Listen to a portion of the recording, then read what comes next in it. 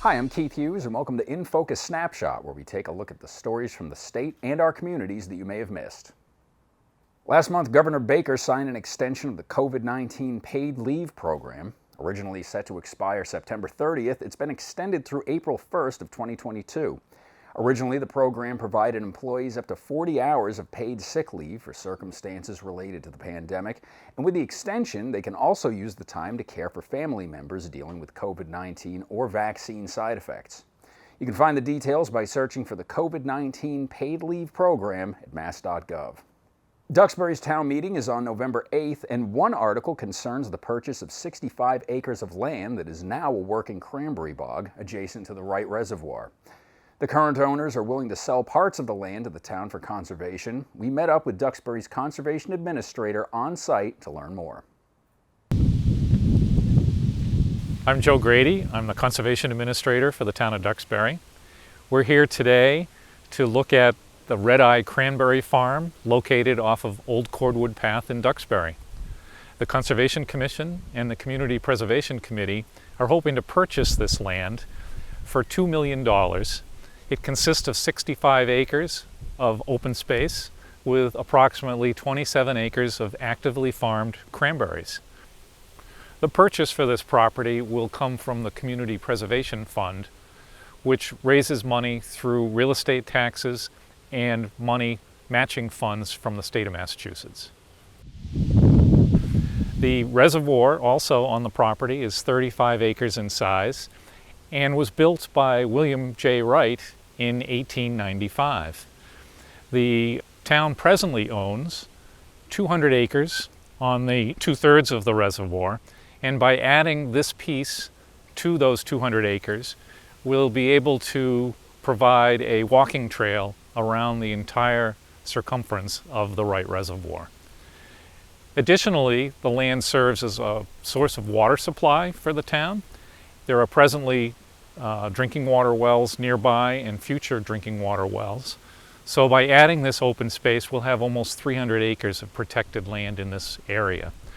The Wright Reservoir has been on the list of lands looking for preservation since 1969. So it's taken us nearly 50 years to get to this point, but we're thrilled that the Pink family is offering it to the town of Duxbury. Earlier this month, the Plymouth Area Chamber of Commerce held its annual legislative breakfast. Local state legislators, along with the Plymouth County District Attorney and Register of Deeds, gave updates on what's happening on Beacon Hill and how it affects issues that local communities are facing. Updates from the panel included securing funding to look at adding a convention center to the region, a renewed focus on exporting local products and growing small businesses, the need to grow the tourism industry, leveraging the decommissioning of the nuclear power plant, and planning for the workforce of the future. During the question and answer session, guests asked about topics ranging from the lack of affordable workforce housing, access to job training and bringing more younger people into the vocational trade sector, and the need to invest in public transportation.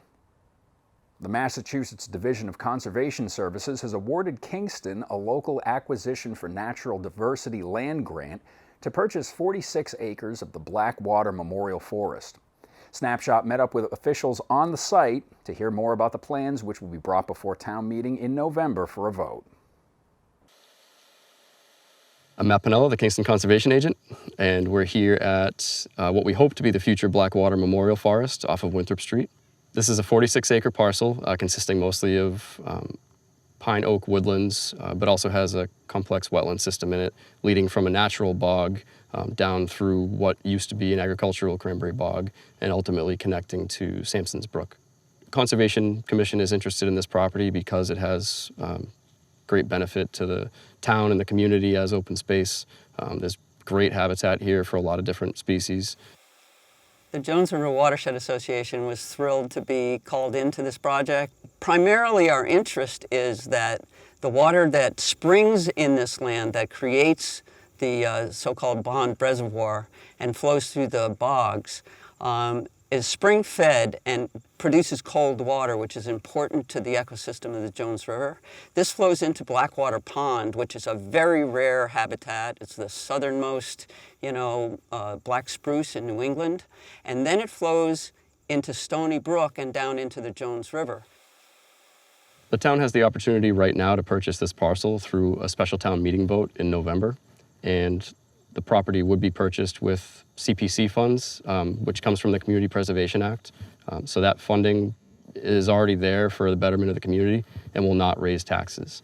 In addition, we've already secured a grant from the state for $400,000. The purchase price on this property is $800,000. It's been appraised at $900,000.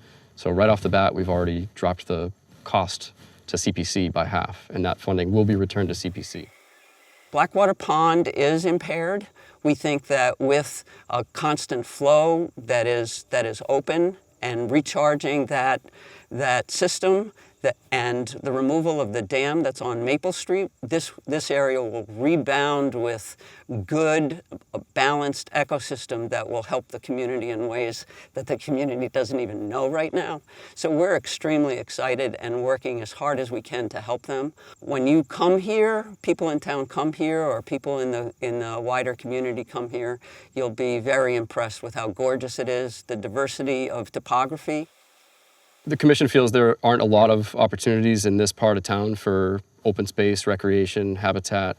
What we're looking to do in this situation is create a parking area by the street for roughly 5 cars, so people from anywhere in town would be able to park here and access this land. There's already an existing trail network that goes around the wetlands, goes through some great habitat, and you'd see some great species.